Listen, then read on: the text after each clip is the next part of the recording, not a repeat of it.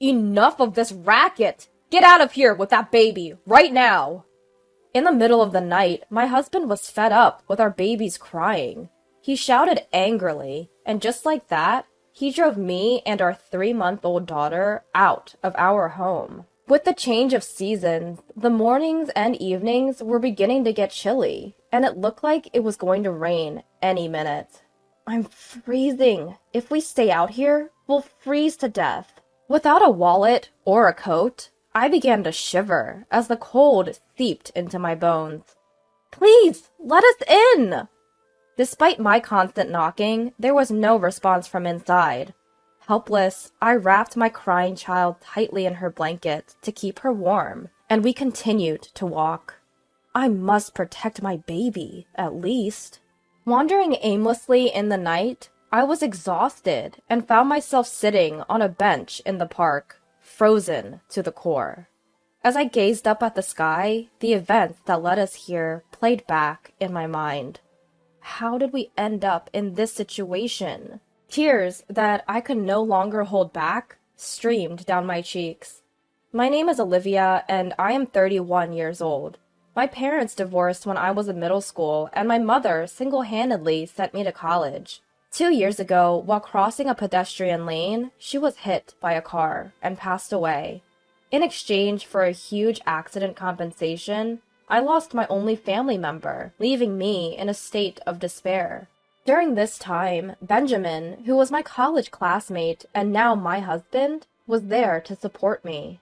Olivia, you can always lean on me when times are tough. His kind words comforted my aching heart, and we started dating.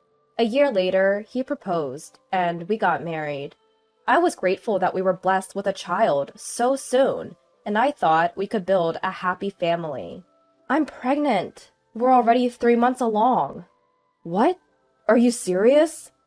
I thought he would be thrilled, but since he learned about the pregnancy, my husband strangely became distant.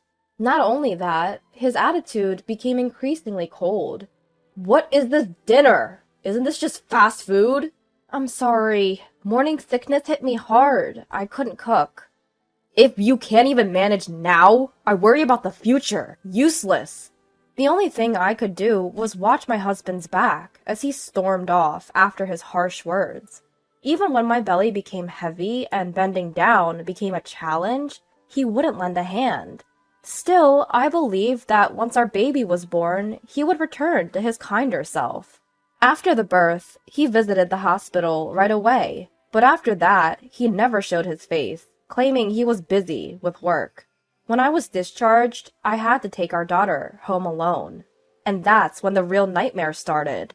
When my daughter and I got home, my husband began yelling loudly every night. The baby's crying is too noisy. I have work tomorrow. How am I supposed to sleep?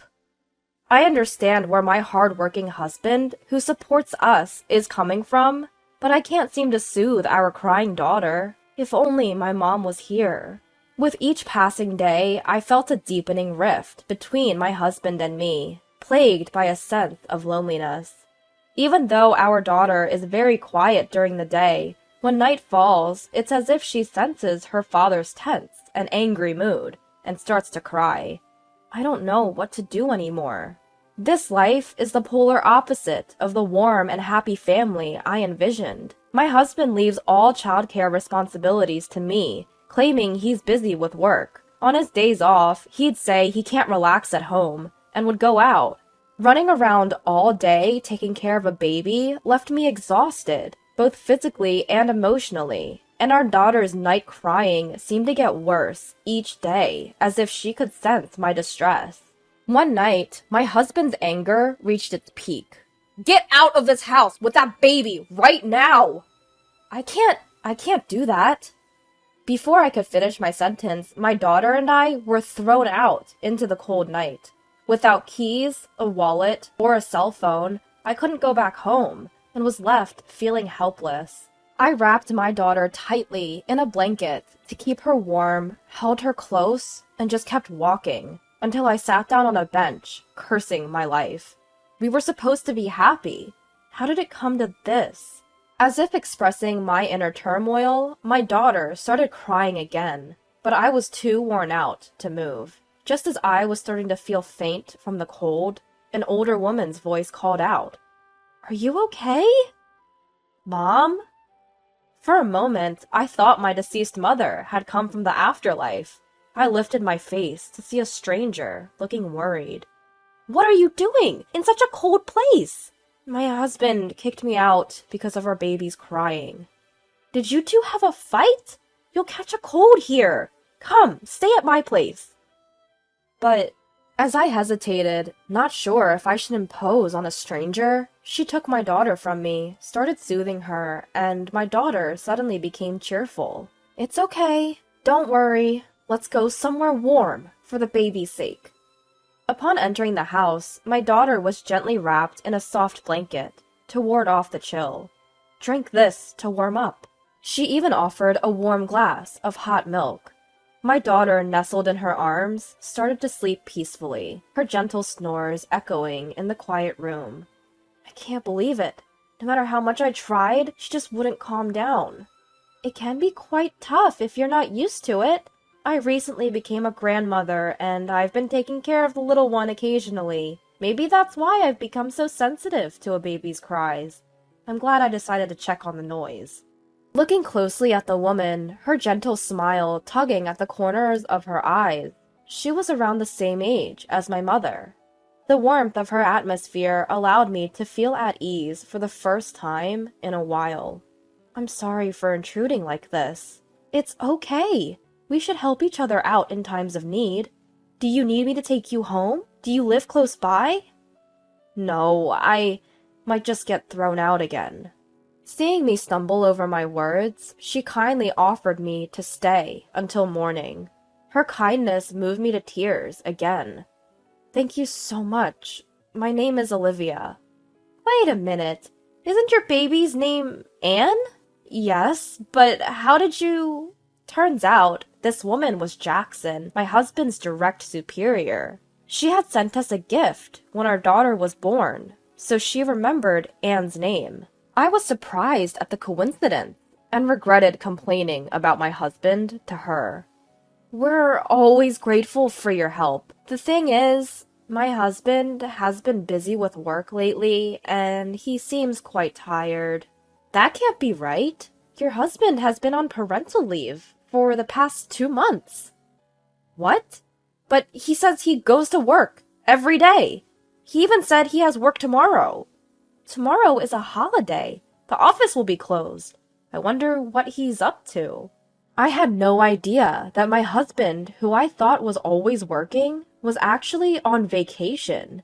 However, I did notice a sense of excitement on the days he was supposed to be at work. Ever since I got pregnant, my husband's behavior has changed, and I have been feeling something off recently. As I wondered how to investigate my husband's actions, Jackson suggested an idea. "Why don't you check his social media? You can use this computer." She pointed to a computer in the corner of the room and turned it on. I gratefully accepted her offer and started scanning my husband's social media.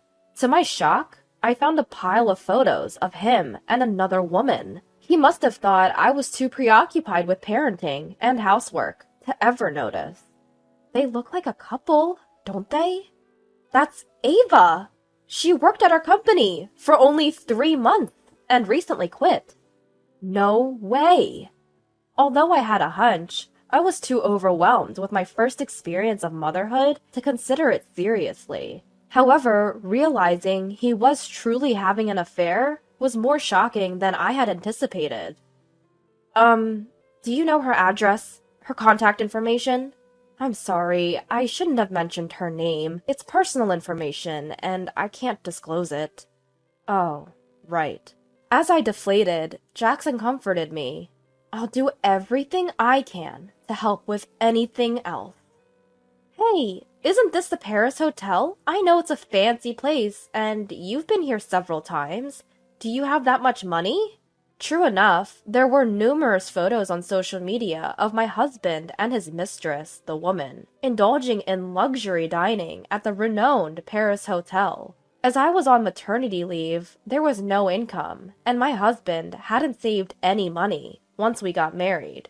There's no way he could have such disposable cash. No way. This can't be happening. With a prayerful heart, I checked my bank balance online and found that my savings of $250,000, which I received when my mother died in a car accident, had been halved. I was so shocked that I was unable to move for a while. What's wrong? My husband has been using my savings without my permission. I hadn't touched it at all because I was planning to use it for our daughter. Looking back, I had left my debit card in the card case with my husband when I was hospitalized for childbirth.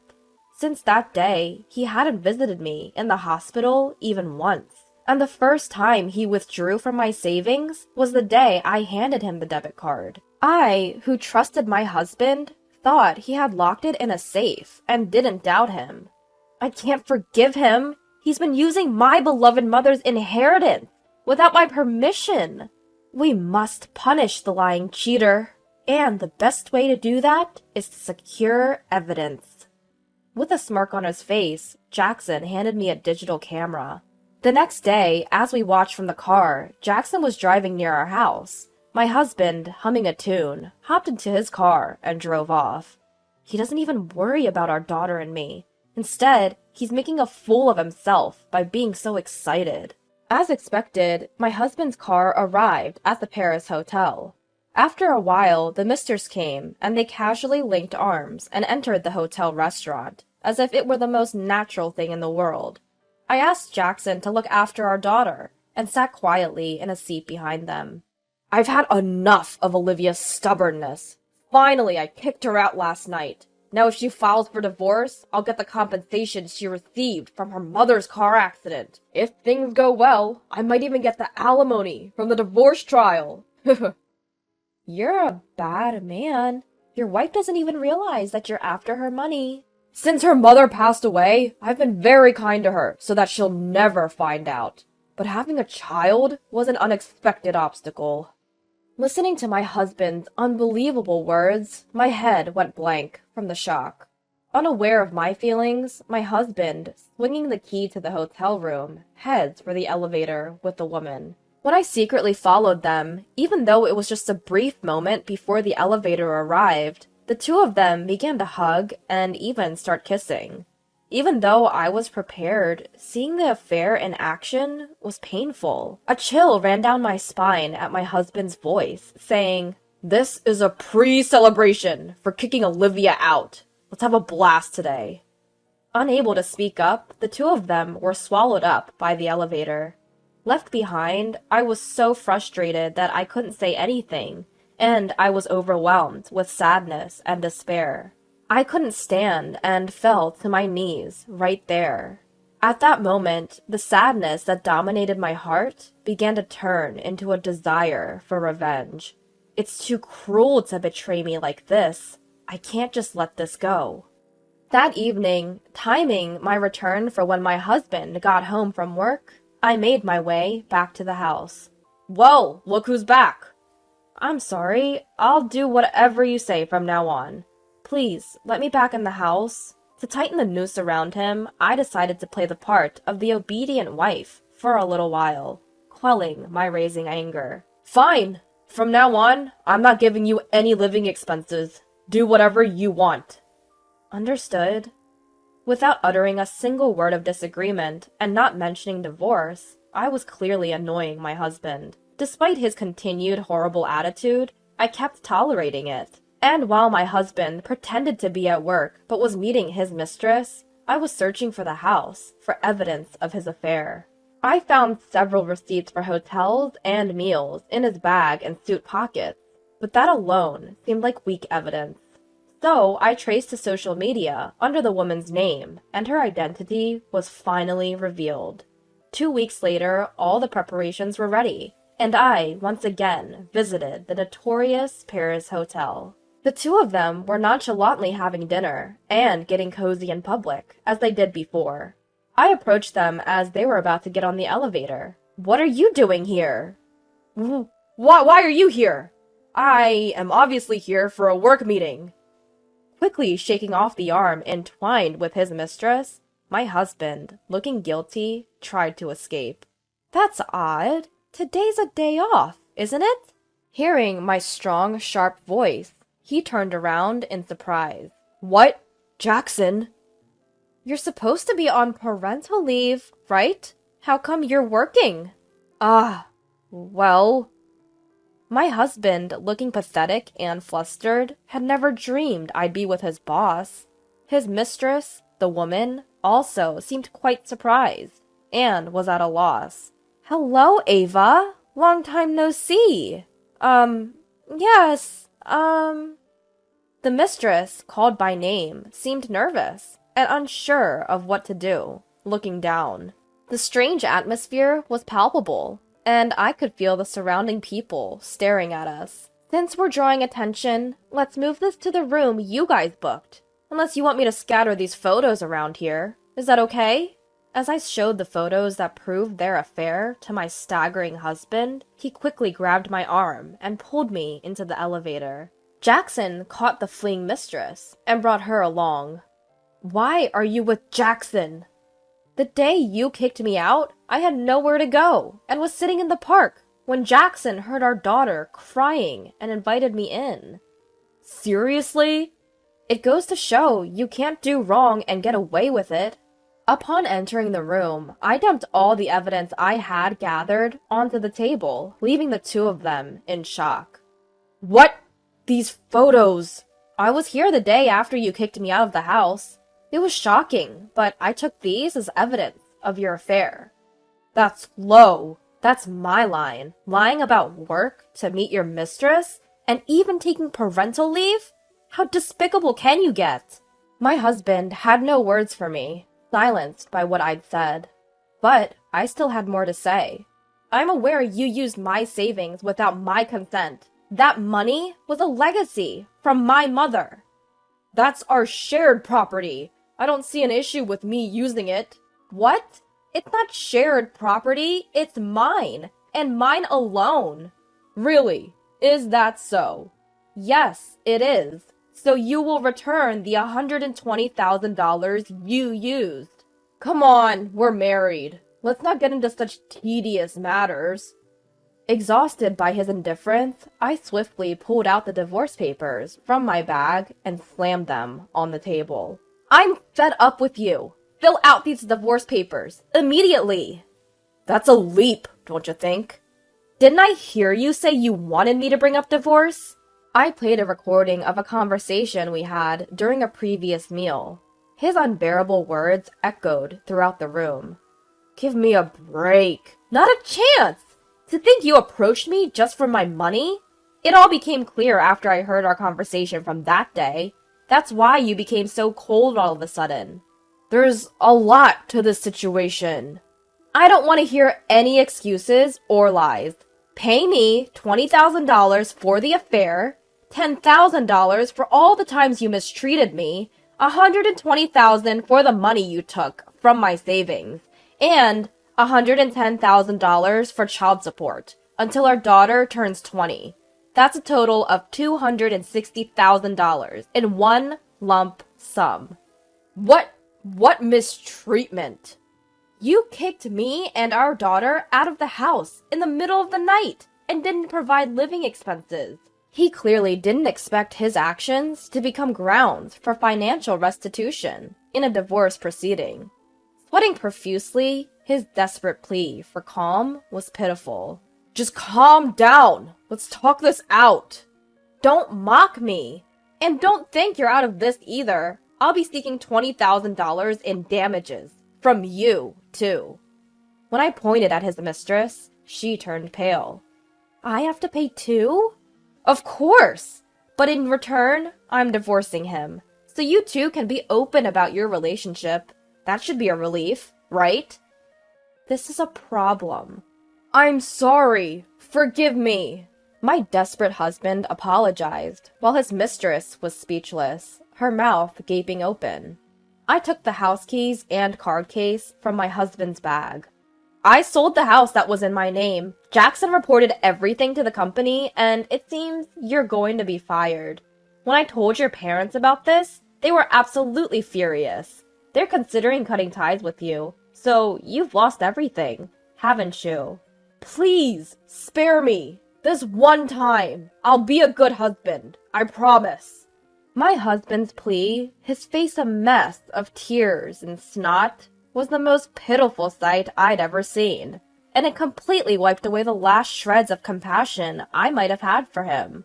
It's absolutely pathetic that he thought such a lie would work on me. We turned our backs on the sorry spectacle of those two and left the room.